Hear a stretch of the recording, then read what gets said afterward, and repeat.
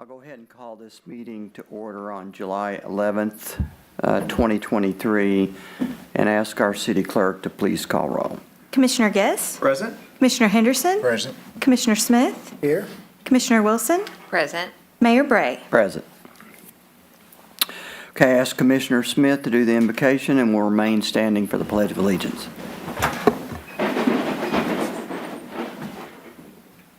Father, we thank you for your grace and goodness. May your face continually shine upon us so that your ways may be known in our communities. Amen. Amen. I pledge allegiance to the flag of the United States of America and to the republic for which it stands, one nation, under God, indivisible, with liberty and justice for all.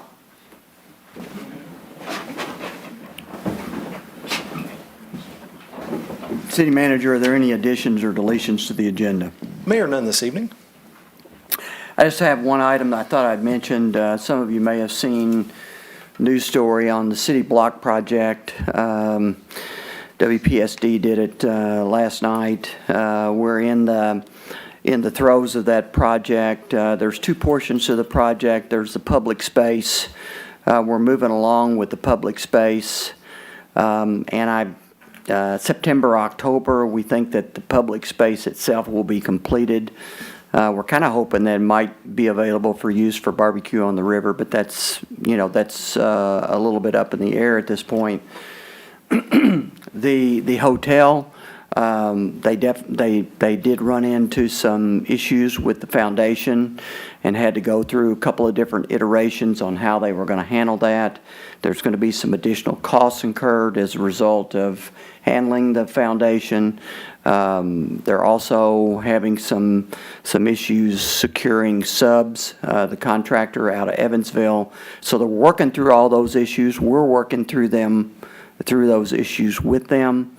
And as our Director of Planning, Nick Hutchinson, said very well last night on his interview, a project of this size and scope is naturally going to incur some challenges along the way, and this project has proven to be just like that. So I'm 100% confident that we're going to get through the project, and we're working every day to make sure that it comes to fruition. So with that, we'll move to the consent agenda. Items on the consent agenda are considered to be routine by the Board of Commissioners and will be enacted by one motion and one vote. There will be no separate discussion of these items unless a board member so requests, in which event the item will be removed from the consent agenda and considered separately. The city clerk will read the items recommended for approval unless any commissioner would like an item removed for separate discussion. I'll ask the city clerk to please go ahead and read those items recommended for approval. Approve minutes for the June 27th, 2023 Board of Commissioners meeting. Receive and file documents. Reappointment of Melissa Yates and Bruce Brockenborough to the Forest Hills Village Board. Said term shall expire June 27th, 2028. Reappointment of Edward Narozniak to the Municipal Housing Commission. Said term shall expire July 27th, 2027. Personnel actions, a municipal order approving a memorandum of agreement with Mr. George Sullivan for certain incentives and authorizing the mayor to execute all documents related to same. A municipal order authorizing the mayor to execute an application for a U.S. Department of Justice, DOJ, Bulletproof Vest Grant Program in the amount of $6,795 for the purchase of 18 body armor vests, accepting any grant funds awarded by the U.S. Department of Justice and authorizing the mayor to execute all documents related to same. A municipal order accepting grant funds for a cybersecurity grant through the Kentucky Office of Homeland Security in the amount of $12,474 to establish a cybersecurity governance program and authorizing the mayor to execute the grant agreement and all documents related to same. So moved. Second. Call roll. Commissioner Guess? Aye. Commissioner Henderson? Aye. Commissioner Smith? Aye. Commissioner Wilson? Aye. Mayor Bray? Aye. We have two municipal orders to approve tonight. The first one is a contract modification on the Civic Center, and I'll ask the city clerk to please read it, and then Amy will be here to talk about it. A proposed motion of the Board of Commissioners to adopt a municipal order entitled, "A Municipal Order Adopting Contract Modification Number 1 to the Construction Contract with Mid-States Construction Incorporated for additional items and equipment in the amount of $51,108.15, and authorizing the mayor to execute the contract modification and all other documents related to same." So moved. Second. Good evening, Mayor, Commissioners, City Manager, and City Clerk. So tonight we have some contract modifications for the Civic Center. Most of these are discovery items that we have found through the demolition process. The bigger ticket item on here is the electrical transfer switch. And what that basically does is what we scoped was not large enough once we got technology department's input to handle the Civic Center being an emergency operations center. And so we increased the size of the switch for that to be able to service that. And so that was around $23,000. That was almost half of what these modifications are. The others are little things like ventilation system, doors, moving things, concrete fill, things like that. So Jeff is here tonight if you have any specific questions, but we're happy to help answer anything that you may have. Do you think that we're moving pretty steadily on the right? I do. I'm not aware of any delays at this time. We're still on track for completion this year. Like the mayor quoted Nick earlier, with projects like this, it's an old building. We always anticipate that we're going to find some things. So, but yes, as of right now, we're on track. Mm-hmm. Do you have anything you want to add? I'm good. No? Okay. No, I have no other questions, Okay. unless Jeff looks like he wants to say Yeah, he something. looks like he wants to. Just wanted to say good evening. No, this is an old building. It's built in the early 1950s, and we carried through our estimates through the design process, construction document process, and even the assessment of the damage from the vehicle accident, a contingency for just these type of items. We held a 10% contingency through all of that. The project still the bids came in under the estimates without the contingency, so we've got some wiggle room here for discovery items like this. So nothing has been out of the ordinary at this point. We are on schedule. We do have our third construction progress meeting in the morning at 10:30, and so we'll know a little bit more then about schedule. There was one item we're still waiting to hear about, some mechanical equipment that has some long lead times, but we're anticipating everything to be on schedule at this point. So. And repaving the parking lot was not part of this project, right? Correct. Yeah, that was intentionally left out throughout the whole process, and I think that's something we're looking at now with the city and seeing what some options are since we'll have a nice new building, the parking lot probably needs to reflect that. So we're just looking through our options. Yeah, we are taking the opportunity to assess that and what available opportunities exist there from outside of this contract. But Yeah. we didn't want this contract to be held up based on that. Do you think that's something that we're going to try to do during asphalt season this summer? Our hope would be that we can get that, once we get the technical aspects back, that we can get some quotes and bids on that and do that in conjunction, so when we're ready to open the center, it's all done and ready. Okay. Instead of having to close down Okay, or. that'd be good, I think. Mm-hmm. Okay. Could I make a comment on the paving? If we do paving, could we look at options as far as for landscaping around the building? It looks pretty stark. People come in, they build a building here, we want to always encourage them to put in trees and not have a big blacktop space. You know, it'd be nice to have a tree somewhere in that parking area to kind of make it look nice. Appropriate, really, for by. Yeah, that's something that city ordinances do. There are some landscape requirements, and so that's for new parking lots. This will be a refurbished, but I think that's something we can certainly look into, and at least. It'd be great to look into that, you guys all. I think landscaping, I'm not sure about trees out in the parking lot or what our budget would be, but certainly up closer to the building, we could improve the look there, Yeah. And then I guess, as Amy knows, we then we have to maintain them. You know, we put something nice and and we pretty did, there, and we gotta water them, like I have to water plants at home, so I You know know, what. all along the front of the building, along Park Avenue, there was a lot of overgrown shrubs and landscaping. We made the conscious effort to pull those out for security reasons. I mean, it hid windows and all that, but we left the 2 crepe myrtles flanking either side because those, you know, crepe myrtles, if they're done appropriately, they're nice. And I won't get on my soapbox about crepe myrtles, but Please don't. anyway, so I think that's something we're aware of as well. So, Okay, great. Thanks very much. thank y'all. I'll ask the city clerk to please call roll. Commissioner Guess? Aye. Commissioner Henderson? Aye. Commissioner Smith? Aye. Commissioner Wilson? Aye. Mayor Bray? Aye. Okay, the next item is, and I think we have somebody here, we have somebody that wants to speak, but this has to do with our 911 public safety radio communication system, and I'll let city clerk please read it, and then we'll have discussion. A proposed motion of the Board of Commissioners to adopt a municipal order entitled, "A Municipal Order Authorizing the Mayor along with the McCracken County Judge Executive to issue an intent to award letter to Communications International Incorporated for the Paducah and McCracken County Public Radio Communication System Upgrade Project, and authorizing the city manager to begin conversations with Communications International Incorporated to develop a master contract for the project." So moved. Second. Okay, so, well, why don't you, before I ask Michael to come up, why don't you give us an overview of where we are? So, Mayor and Commission and our citizens, know this has been a project that's been a long time coming.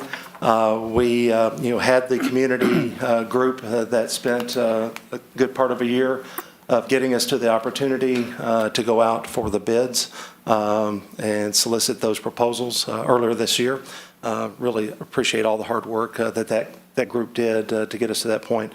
The bids, we received two answers to the call for proposals, one from Motorola and one from CI Harris.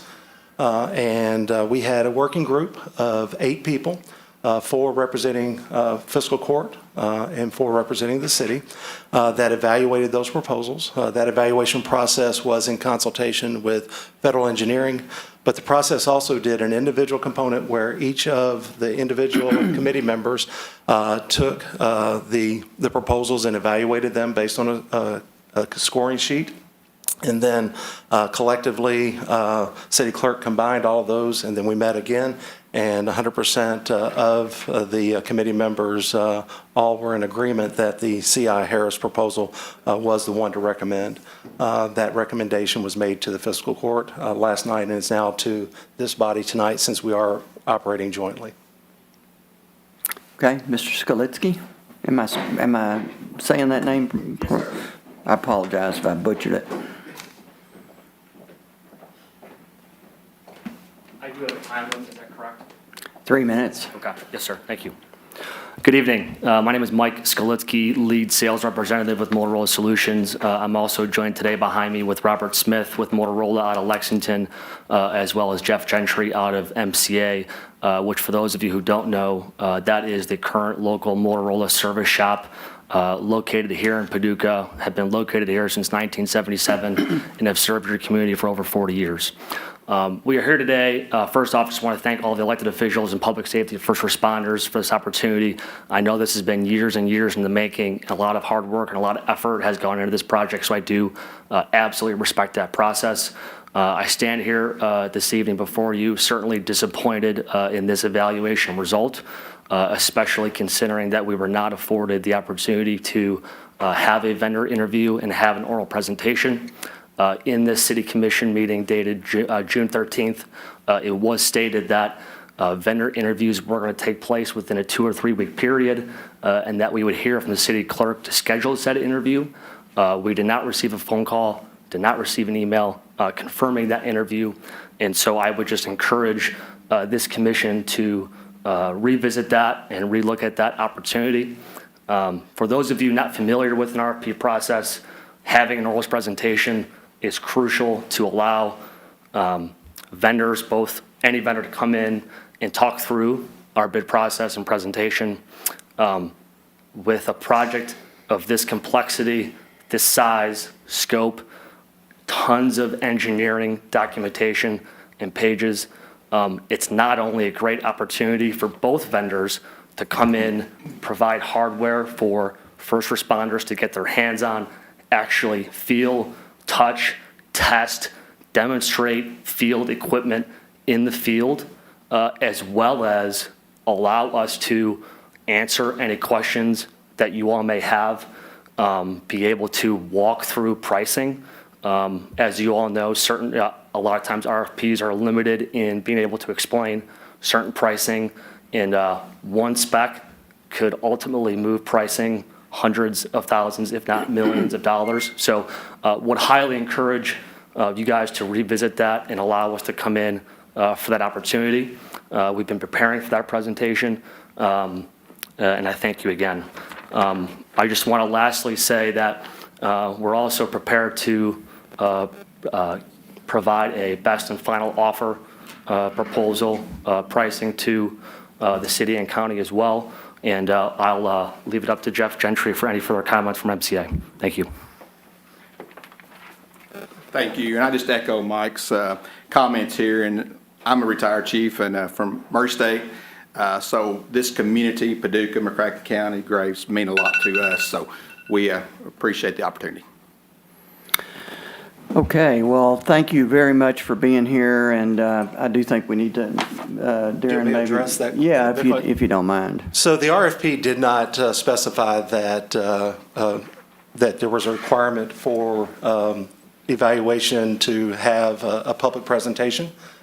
We talked about that with our consultant in relationship to that. We held it out as a potential if there was some questions from the working group that needed to be answered. But as I mentioned before, the working group was all in solid and consensus on their individual evaluations from reading that.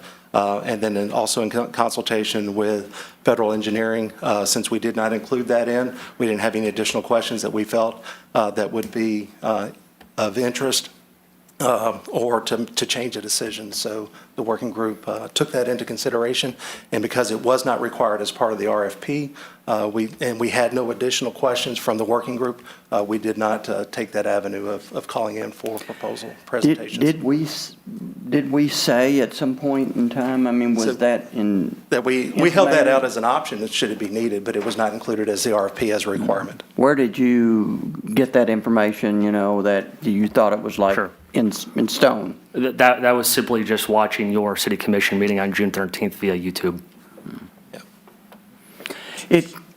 Go ahead. No, I was just going to ask, did we give communication international any leeway that we did not give? No. Okay. No, we've not done anything differently, but it does sound like, I've been involved in a lot of RFPs in my life and it sounds like you came prepared, or you would have come prepared to negotiate to some degree. That's correct, sir. And the working group discussed that, and the proposals, when you do an RFP, you put it out, you expect that all the information and the best, Final and you best. put your best foot forward for that. The June 13th was prior to us issuing the RFP when that conversation went out. When we had that conversation, but it was in relationship to, it was not included in the RFP because, again, with our conversation with federal, who we engaged to help us work through this process, was not put into the RFP just for that. So it wouldn't be required and would not delay a process if it was not needed or felt that it was needed. Go ahead. So the working group chose to just continue with Communications International. The working group individually evaluated both proposals and then came back together and had the conversation last week to make the recommendation to both bodies that CI Harris was the proposal. Okay. So here's my concern, just listening to you guys talk. My concern is that we may have left money on the table. I don't want to get deep into it because it take a lot, but there is a lot of, as you rightfully said, there's a lot of things, but part of their proposal came in from Motorola with a lot of subscriber fees that were not included. And so, and it was still over without even including those subscriber fees. The proposal that Motorola submitted was way over or was in excess when you evaluated all that together. So if those subscriber fees, were a negotiable item, those were not supplied. And actually, federal engineering gave the opportunity for both parties, as they did their evaluation, to answer those questions and provide additional feedback. And in no time did Motorola come back and say that the subscriber fees were a negotiable item. It's kind of like the working group was put in place to do To their make the job. recommendation. And if it had gone the other way, the other group would be here too. Am I allowed to ask a question or comment? Sure. I just want to clarify the subscriber fee question, and maybe it's just wording or semantics, but I'm just unaware of what exactly you're referring to. On the subscriber fees in that you had, and I don't have it in front of me because we were, and I don't know if the clerk has it in front of her tonight, but the subscriber fees are the individual fees that are associated on an annual basis based on the units and the additional fees that were in the proposal. And so when you evaluated all that and looked, the evaluation, that wasn't an additional fee. And there are some other things besides that one. I don't know, do you have that? You don't have that in front of you tonight, do you? No, but I have the full evaluation that's available for release Yeah. publicly. It had, I believe, 34, 35 evaluation criteria, with price being one of those criteria, all weighted based on how the RFP was put out originally. So the consultant that we used advised us not to do interviews? It said that was not a part of that. It said that you can leave it in there if needed, and so we did not include it in as the, and actually in the talk with the consultant, even after the fact, when we said, is that a value add to go forward? He said, if you don't have any additional questions, that it would not be. They recommended it would not be any of that additional value add. Would The be interviews would have been with the working group, correct? Yes. Who's made this recommendation? Nation.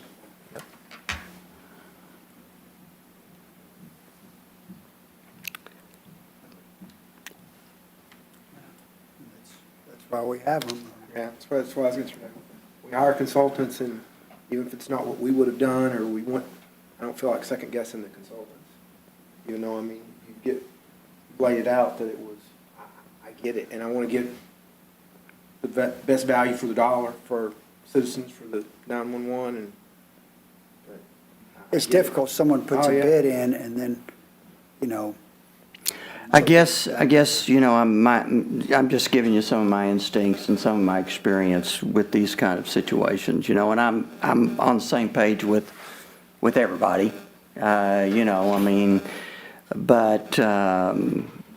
I've never seen a bid that wasn't negotiated down. In my lifetime, in my business experience, and I think that probably we would have been better served to have, and I realize how urgent it is for us to go forward, but, I probably, had I been involved in that, I probably would have recommended, that we call them in for an interview. We just never talked about it. But I do respect, the working group's recommendations, but I do feel like that we're probably leaving some money on the table. I mean, We haven't approved a cost for it. No, and this This is to enter in negotiations with the recommended vendor, CI, So there's still negotiation to take place, with that vendor. and they were the and so we'll lowest have to They- come they were back in a. Yeah.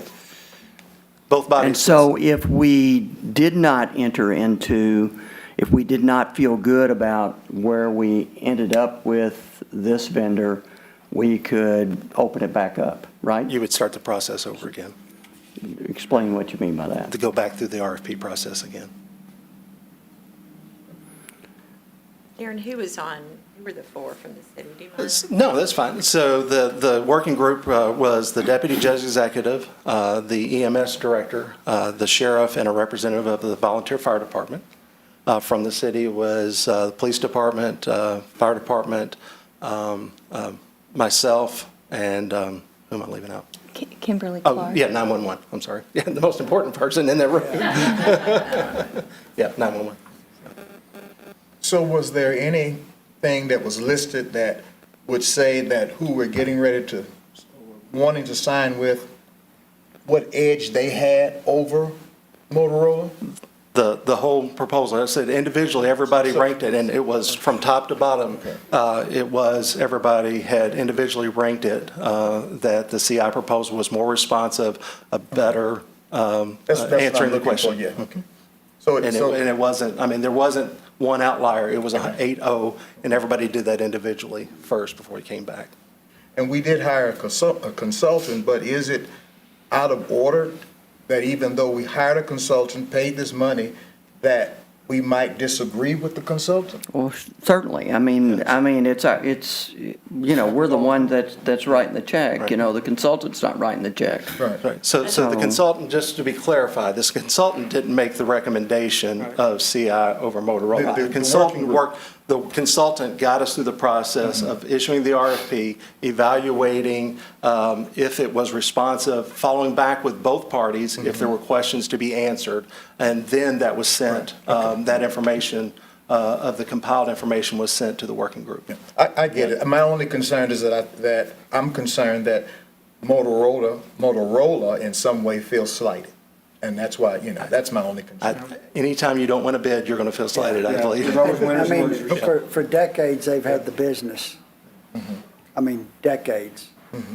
So it's, I don't know. It just seems like we've gone through the process. We've spent a lot of money and effort in the process. And,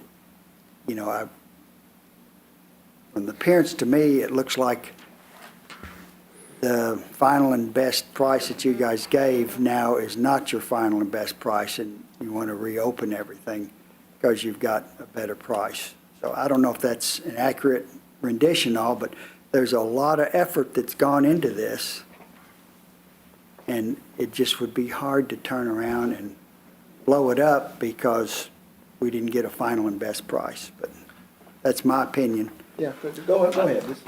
I guess I would just simply comment, and again, I've been with Motorola for about 10 years now, have a lot of industry experience, and I understand every project is different, RFP is different, every consultant writes different RFPs differently.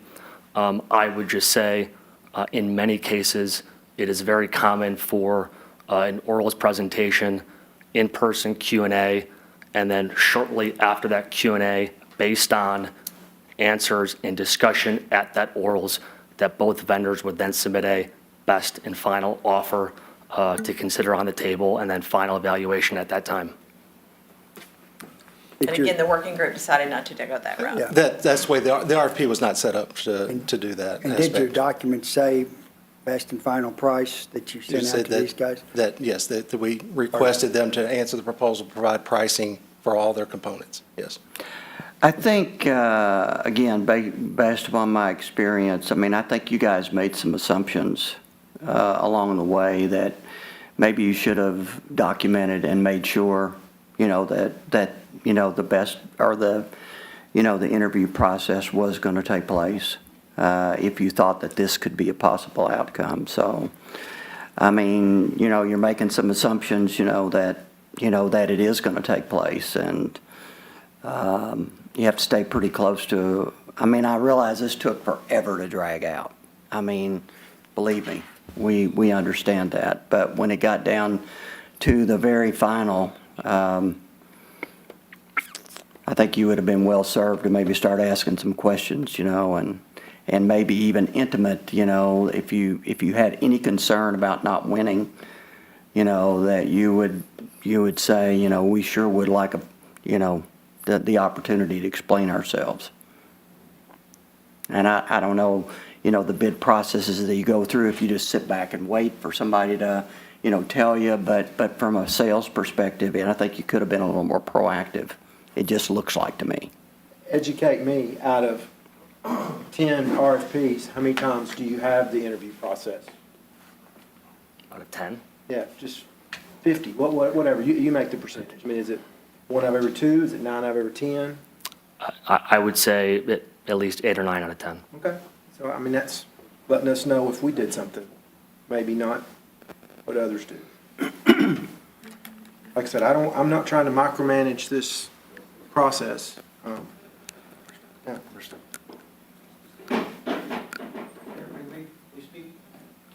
They're with Communications International. They're CI.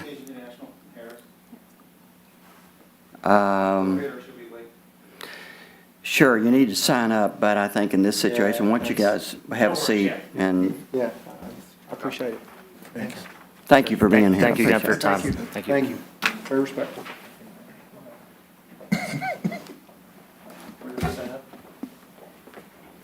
You can do that afterwards. You can do that afterwards. Yeah, thank you. Appreciate it, Commission, Mayor. Wayne Farrell, Communications International Regional Sales Manager. We appreciate your consideration of our bid. We followed the process. We think it was a fair and reasonable process, and we gave our best offer on the front end. It's fairly typical that the one that comes in second wants another opportunity, a bite of the apple, and that's not really what's at play here. We came in and we gave it our best opportunity, our best shot.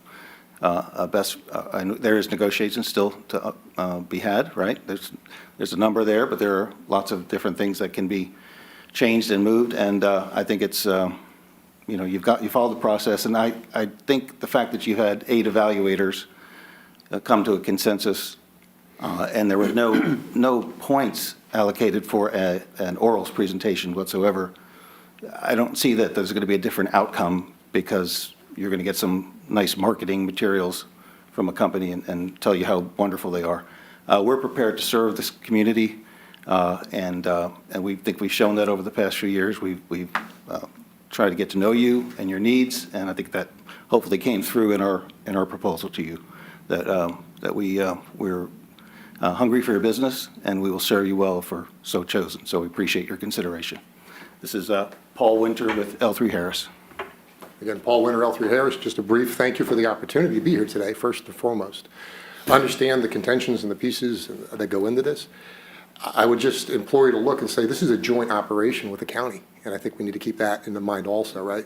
So I just have to say a couple of things I want to bring forward that I find a little odd of the discussions.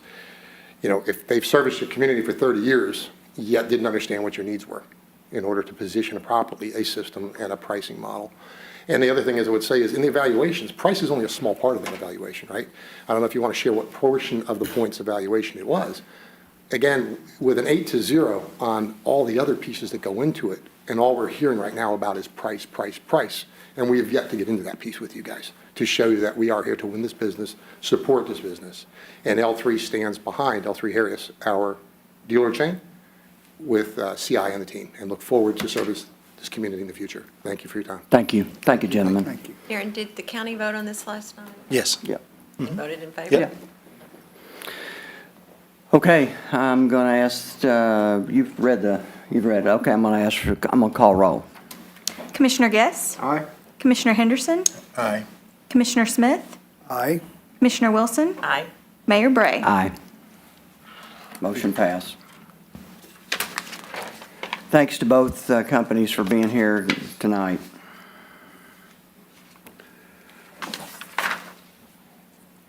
Okay, we have 2 ordinances to adopt. We had the first reading a couple of weeks ago. I asked the city clerk to please read the first one. A proposed motion that the Board of Commissioners adopt an ordinance entitled, an ordinance providing for the closing of 33,517 square feet of Old Coleman Road between 3200, 3204, and 3226 Coleman Road, and authorizing the mayor to execute all documents related to same. And this ordinance is summarized as follows. The City of Paducah does hereby authorize the closing of 33,517 square feet of Old Coleman Road between 3200, 3204, and 3226 Coleman Road, and authorizes, empowers, and directs the mayor to execute a quitclaim deed from the City of Paducah to the property owner in or abutting the public way to be closed. So moved. Second. Discussion? Questions? Call roll, please. Commissioner Guess? Aye. Commissioner Henderson? Aye. Commissioner Smith? Aye. Commissioner Wilson? Aye. Mayor Bray? Aye. Go ahead and read the second ordinance to be adopted.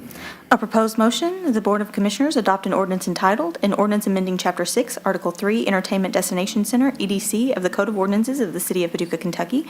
This ordinance is summarized as follows. This ordinance amends Section 6-62 Regulations of the Code of Ordinances of the City of Paducah to allow businesses located within or sharing a boundary with the Entertainment Destination Center to request permission from the City of Paducah to allow customers to possess and drink alcoholic beverages on said premise that were purchased from participating EDC vendor in the authorized EDC branded cup. So moved. Second. Questions? Good. Call roll, please. Commissioner Guess? Aye. Commissioner Henderson? Aye. Commissioner Smith? Aye. Commissioner Wilson? Aye. Mayor Bray? Aye. Okay, we got 3 discussion items tonight. The first one is an update from Hope Reasons on our grant. Hope is our grant writer, manages our grants, and I'm sure she's going to tell us that she's got huge, big opportunities coming up here, so. Mayor and Commission, before she starts, would just like to recognize that Hope just recently received her CDBG certification, passed the. Cool. And so we're glad to have a second CDBG authorized in our fold. So congratulations, Hope. I think the city manager is very happy about that. Yes, thank you very We much. got somebody else can sign documents. So good evening, Mayor Bray, Commissioners, City Manager, and City Clerk. So this is not only the end of the quarter, but it is the end of the fiscal year update for our grants.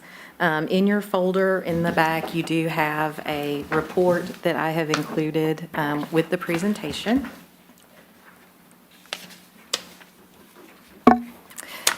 So right now, currently, the city is managing $19.1 million in grant funding. This is down a little bit. We had a couple of grants close out this quarter. One was the CDBG grant with the Four Rivers Residential Treatment Program for $200,000. We also closed out the Household Hazardous Waste Grant. So that brought that number down a little bit, while our matching dollars remained the same at $1.6 million. For this fiscal year, we submitted 23 grant applications total. Of those submitted, 13 have been awarded, 2 were not awarded, and the other 8 are still pending. And on your report, they are the ones that are in bold on here that we are still waiting to hear back on. Hopefully fairly soon, I would say probably through October, we could be hearing back on some of these. So just to recap some of the grant awards that we received in the fourth quarter, we did get our Tree City USA designation. Again, I believe we are like around 30 years of receiving that. Earlier in the quarter, we received the Community Development Block Grant. We received that. It was processed, and that is why it was closed out. We received a Technical Assistance Award from the National Park Service for Trails and Rivers Technical Assistance. They're going to work with a committee here within the city to create a master plan for the continuation of the Greenway Trail. There's also opportunity for us to include in that some urban bike lanes and other recreational opportunities. And then we received the 911 Services Board grant for GIS professional services to ensure compliance. What that will help do is make sure it is error-free for the standards and can be used in the state data system hub. We also received our funding for next year's Spring Cleanup Day in 2024. We received a grant for the Fire Prevention Department to implement an updated records management system, including scanning of documents prior to 2012. And then tonight we talked about the Homeland Security Cybersecurity Grant that is going to help with a governance program for our technology program. So we also had our grant and aid process completed this quarter. We awarded 16 local organizations a total of $173,000. Those awards range from $2,500 to $30,000, depending on the organization. I'm very excited to share we have 4 new organizations this year to receive funding. Beautiful Paducah received funding for festival labor for barbecue on the river. Family Service Society, their Canned to Cook meal program, which is a free educational program that teaches families how to cook meals from pantry items and also helps provide some food for those families. The George Wilson Safety Foundation, their sports and fitness festival that they have each year, and then the Papillon Center, the Behavior Dysregulation Program. And what that is it services to children who score high on ACEs, which is Adverse Childhood Experiences. And so these are children that are at risk, and it provides services to help them build resiliency. Next, we had a really nice check presentation with the governor here on June 26th. I apologize, Mayor, I was on the wrong side as far as taking the picture. Not my best side. But we did receive recognition for our Household Hazardous Waste Grant and also for the Land and Water Conservation Fund grant. And then last but not least, I wanted to highlight our spring cleanup day this year that was held on Saturday, April 15th. That day, we collected almost 53,000 pounds of waste. And so that is really a big event. It's really beneficial to the community. And once again, we will be awarded that to have that again next year. So any questions or comments related to our grants or the final report? Ms. Reasons, have we already received a copy of all the recipients for the grant and aid? We have received, we've received their proposals and they have received their letters of award. I'm in the process of working on the contracts with them at this time. No, I'm asking if the commission has received a document saying who and the amount requested and an amount received. That was part of the budget process, and it was in there, but we can pull it out and give it. I'd like to pull it out again, because some kind of way I missed. Yep. You've just been notifying them because Absolutely. I've been getting emails. Yes, I sent out the award letters. It's probably been almost 2 weeks ago. Okay. Yes. Good emails or bad emails? Add questions. Inquiry. We And there is a expected that. committee, I realize, that Yes. makes Oh, yeah. those selections. Yes, and there are score sheets for every proposal that they filled out, myself included. We talked through those final numbers. I mean, it just, Through the budget process. yeah. I think we've talked through the final numbers, but I don't know that, maybe I missed it, I'm speaking for myself. We usually get a document saying this organization received it, this is how much they requested, and this is how much they got. If we got that this time around, I missed it, and I apologize. We can pull that out again, but yeah, we discussed, we did it as combined when we had the individual meetings through the budget process, but definitely can get that to you Yeah, again. just send it back out to Yep, all of us. Yep, most definitely. We can definitely do that. Yep. What you showed up there, that was actually this past year. What you're talking about on the new awards that you sent the letter for are for the next fiscal year, correct? Yes, for Yeah. this So- fiscal year. That was that 173. Yes, the 16.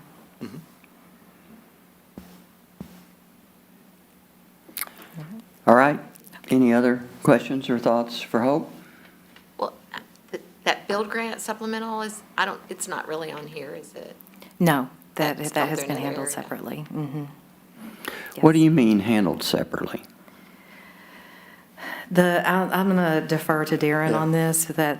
So the that one's being supplemental grant- managed out of the engineering department, but that actually, the supplemental application, so we'll know, so it wasn't captured within this in Hope's presentation, but it is out there as a request of supplemental, which was $3.5 million for the build grant.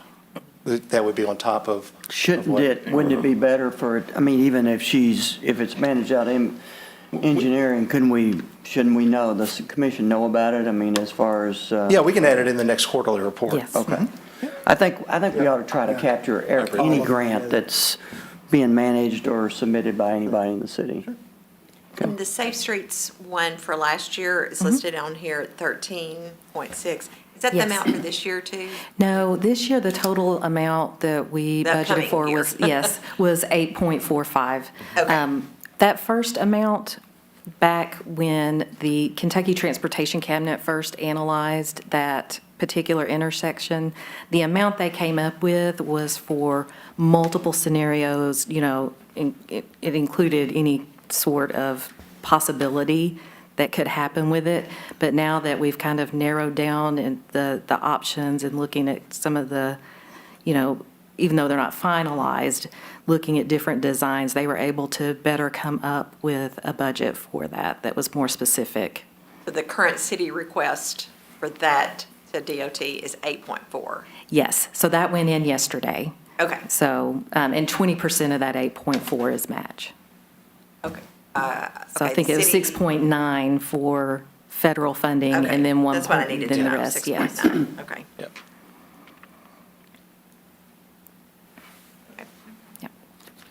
And that match on that one is between state transportation cabinet and the city. Mhm. Okay. Okay? All right, thanks very much, Holmes. Thank you all. The next discussion really is, we've had a pretty robust discussion tonight about vendors. But I think really for the city and county, kind of where the rubber meets the road is going to be on funding and the way that we fund 911 and the way we approach it. And there was, as Darren mentioned, there was a 911 advisory committee that met for the better part of a year. They discussed a lot of funding options. And there was some recommendations made. But at the end of the day, we, Judge Clymer suggested, well, how did it come? The Kenton County, how did all that come about? So the two avenues that are used across the state for additional revenue sources, one is an assessment on a meter fee such as an electrical or a water meter fee. The other that has been found successful in northern Kentucky and adopted in other parts now is a parcel fee. And so the judge was aware that Kenton County had adopted a parcel fee and shared that with us, and that's how that came out. And so Darren and I were at a KLC meeting 2 or 3 weeks ago and right up around Kenton County. So Darren knew the county administrator, so we ended up having a 90-minute meeting with the county administrator to go through the good, the bad, and the ugly, of a parcel fee and the way it works and the way they made the decision initially, how they've adjusted through the years. It's been on a number of years, I guess, 10? Yes. 10 plus. We invited Judge Clymer, couldn't be there in person, but he joined by phone. And so we had the chance to go over, like I said, a lot of things, ask a lot of questions. And so then week before last, or perhaps it was last week, the city and county got together and we again discussed it in a lot more depth. And while we still need to clarify exactly how it would work, I think there's a great deal of interest in a parcel fee.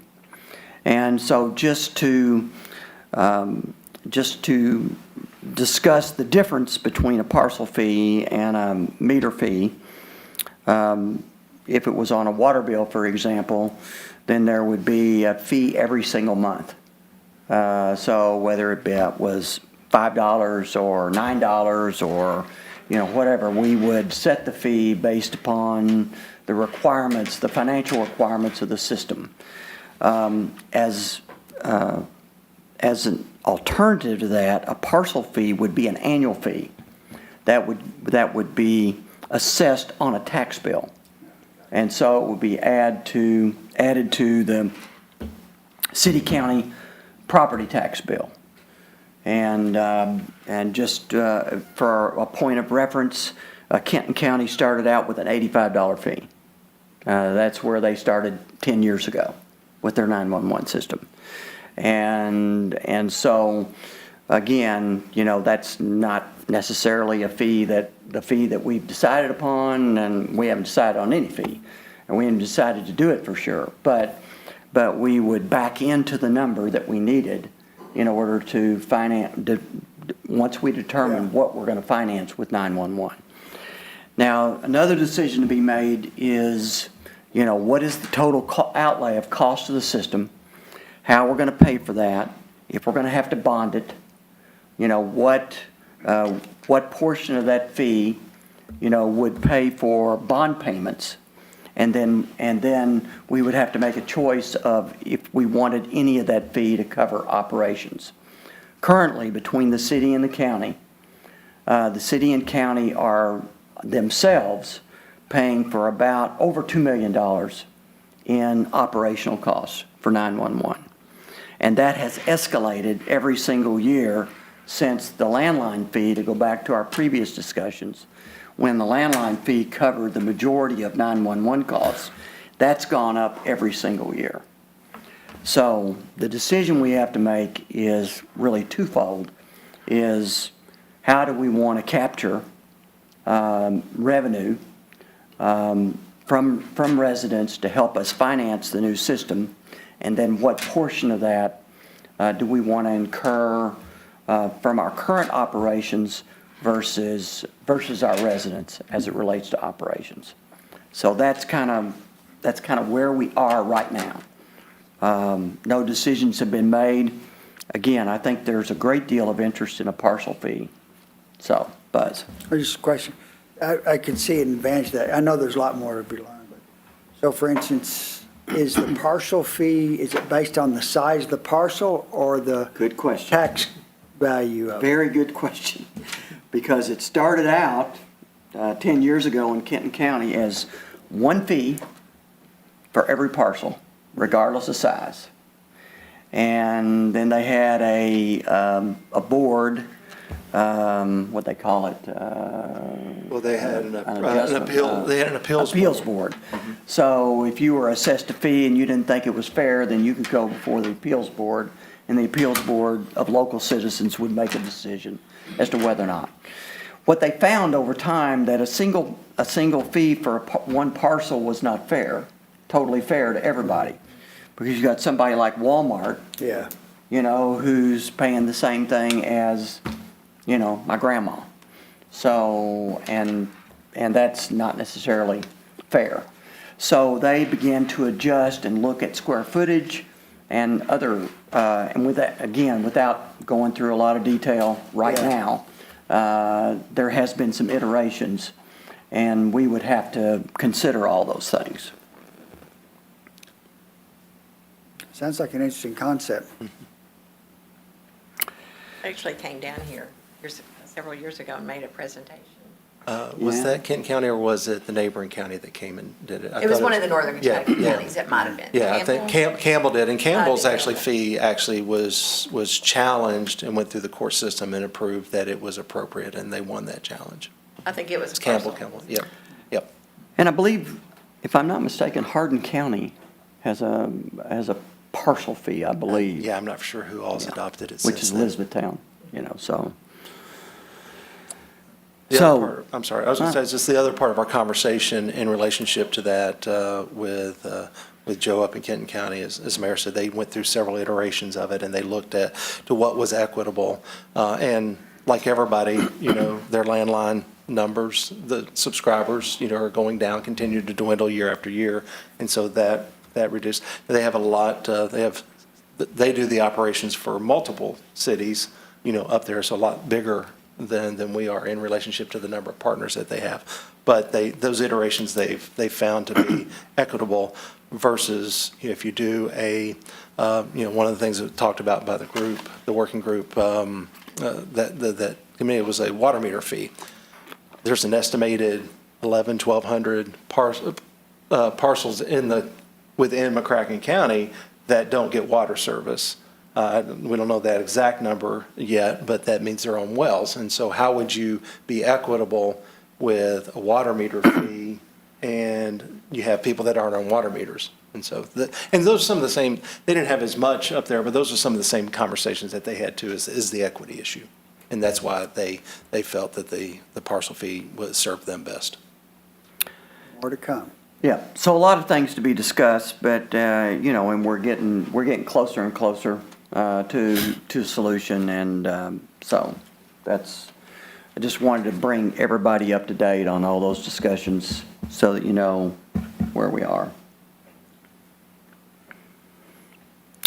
Okay, if there's nothing else on 911, we will move to the Parks Advisory Committee.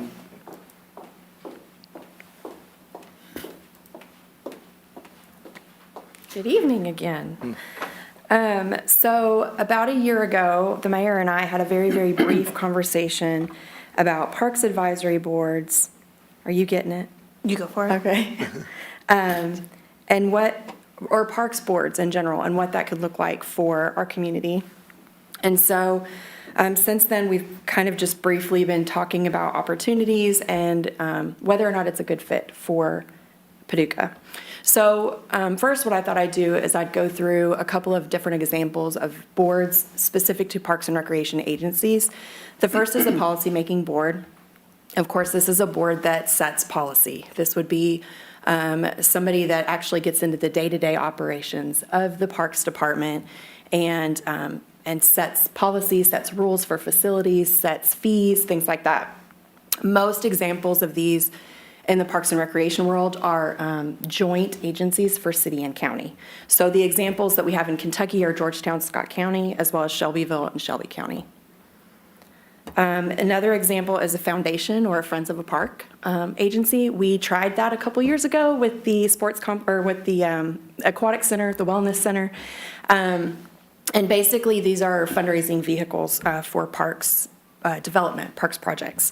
Another example is Shelbyville. Shelbyville actually has all three of these examples. And then the final example is an advisory committee. This is a group of citizens that are that serve in an advisory capacity. So they wouldn't necessarily get into the day-to-day operations, but they could help us set goals for our agency. They could help us set strategic planning for capital planning, fundraising, that kind of thing. And examples of these are Owensboro, Davies County, Henderson, Bowling Green, and then again Shelbyville, who has a recreation advisory committee, who weigh in to their board on their recreation program. So there's a couple of different ways that the advisory committee is set up. In looking at all of this, I feel like the advisory committee is the way that we would want to go if we want to pursue a committee in Paducah. We already have the Parks Department, we already have the city manager form of government, so we already have the policy setting, the fee schedules with your approval, and so we already kind of have that set up. But the advisory committee would allow us to be able to get that public input that we're really looking for, maybe help us figure out what projects are important to the public. A good example that I can think of that this would have been helpful is with our pickleball courts. So we have pickleball courts under construction right now, but the first time I ever got a call about pickleball was probably 10 years ago, and at the time we had no idea what pickleball was. So from that first call till now, it took us about 10 years to get to where we are. So an advisory committee could potentially help us get there faster. Some advantages to having an advisory committee would be they provide that avenue for collection of the public input through, like, PD is doing all of those neighborhood meetings right now. It's a fantastic idea, and something like this could very well benefit from that. Our park planning could benefit from having that public input. They can help us set goals, annual goals to try to meet, plans for future park development, kind of rein in all of the different ideas that we have constantly being fed to the department, and just kind of help us categorize and strategize as we move forward. They assist with developing community partnerships. The health park is another example of that. That was a partnership with families and the Rotary Club, and a lot of assistance went into the development of that park. So an advisory committee could help in that way. They also assist in the promotion of parks and recreation programs out in the community. So not only are they providing us feedback, but they're also speaking on our behalf, encouraging and engaging the public to participate in our parks, visit our parks, and participate in our programs. And then they also assist in that communication piece on the other side, where they're speaking the public desires to the department, to the city manager, and to the board for things that they'd like to see in the community. So they really kind of represent the community and help us have that pulse on what's desirable. Some challenges with advisory committees, it's hard to keep people engaged. Sometimes the one thing that I heard when I talked to other agencies is it's really easy for them to get stagnant or complacent if they don't have purpose or if they don't have specific roles and duties. So that would be a challenge for us to make sure that if we create this, we also create and establish rules and purpose and give them something to do, projects, whatever that looks like, so that they can stay engaged. And then, of course, funding their desires. That's the biggest piece and the biggest challenge, is how do we get that funding? Thank goodness for HOPE, and we get a lot of grant funding, but just, they could help us kind of pull those pieces together. So if we wanted to pursue this, next steps would be developing policy, developing an ordinance, updating the ordinance. We currently have boards listed in our ordinance, so that would need to be updated. We would need to create bylaws. We've kind of started this a little bit internally just for the sake that we might want to pursue this. So it's very basic right now, but developing criteria. What would we want our board members to look like, to be, age, shape, living, where they come from, ethnicity, all of those things we would want to make sure we consider in our board member.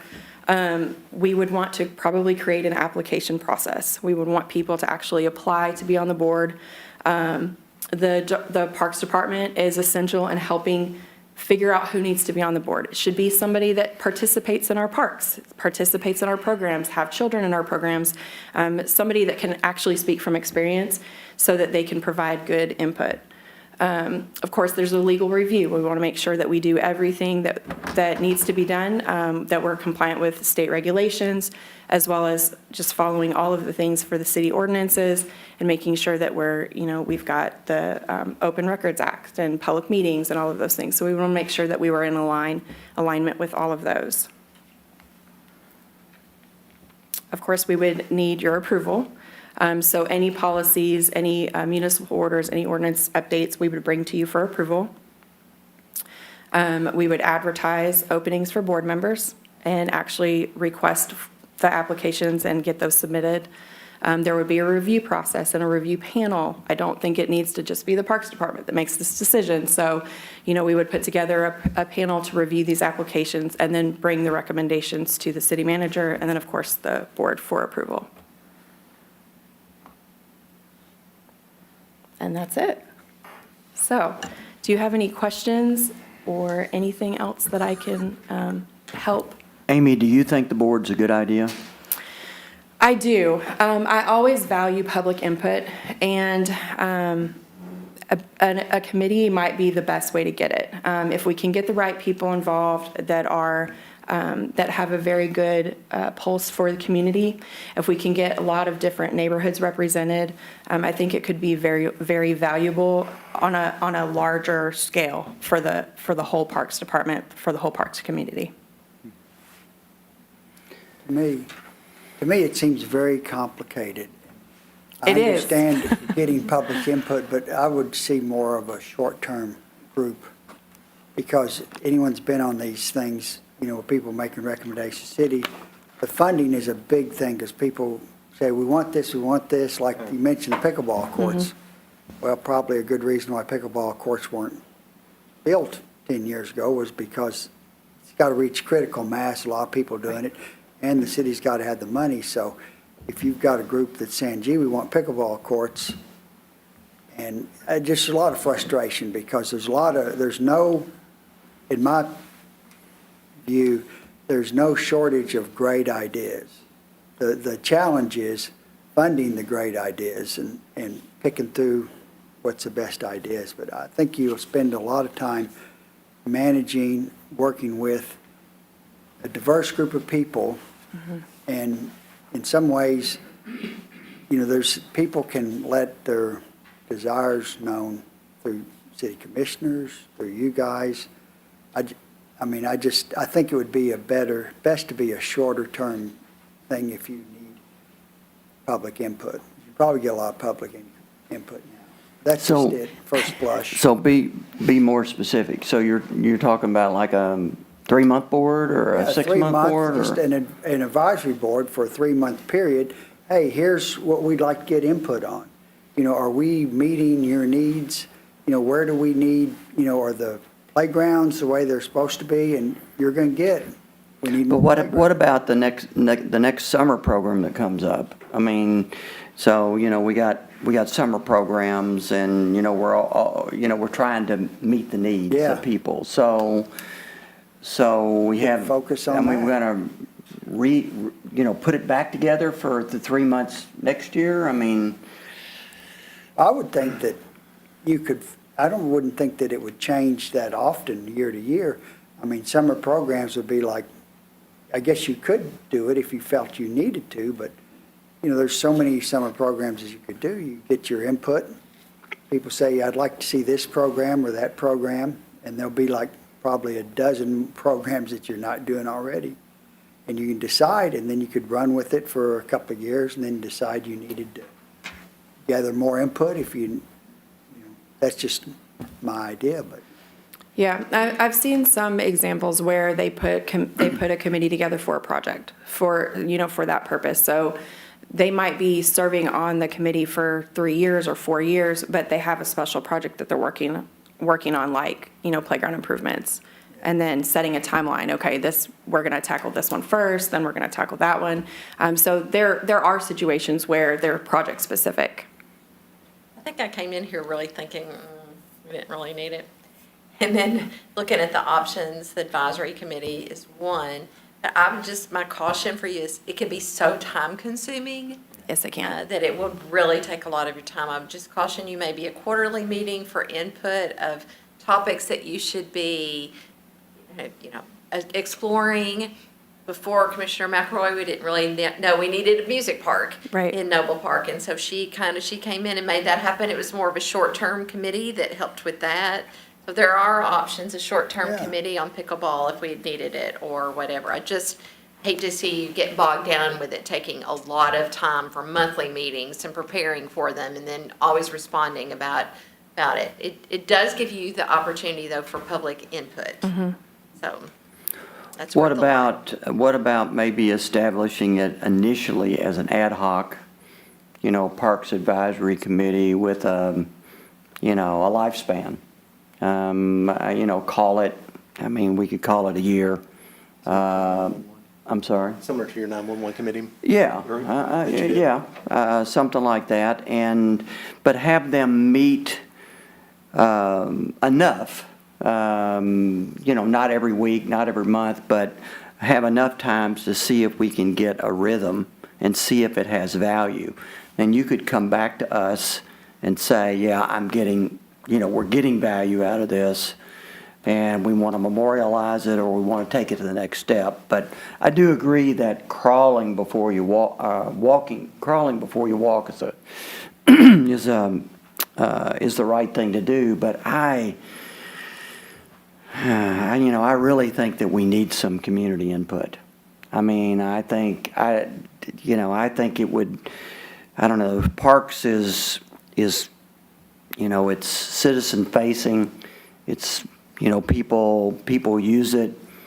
I don't know. I don't want to bog you down though.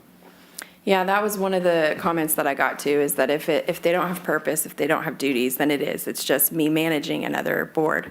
It's great for accountability because I'm always going to be on it with what's going on in budget and all of those things because I'm reporting to them on a regular basis. But it can get very dutiful when it's And not people do purposeful. get frustrated if they come up with what they feel is a great idea. It may be a great idea. I'm not discounting that. You know, sometimes you just can't fund it because of other reasons, you know, so. That's what I see out of it. I see It people. puts you in a who get difficult very- situation.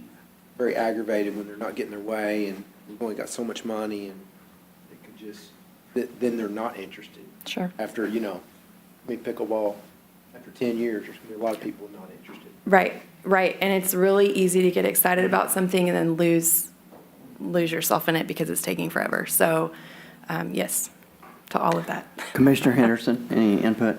I think community involvement, community input is always good, but like everybody else, I think it can be too time-consuming, be frustrating for them, frustrating for you.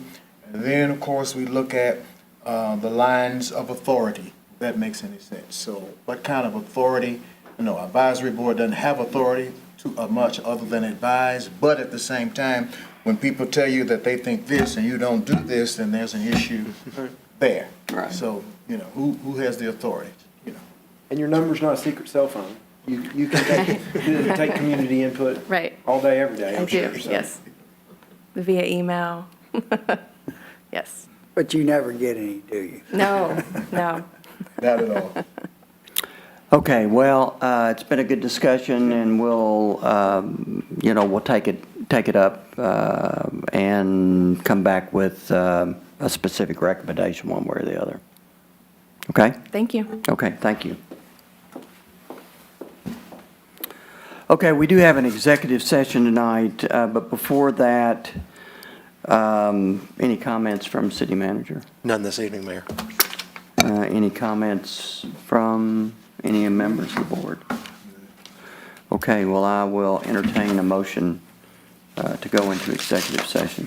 A proposed motion of the Board of Commissioners to go into closed session for discussion of matters pertaining to the following topics: future sale or acquisition of a specific parcel of real estate as permitted by KRS 61.8101B, and conduct of a performance review for the city manager as permitted by KRS 83A1504D.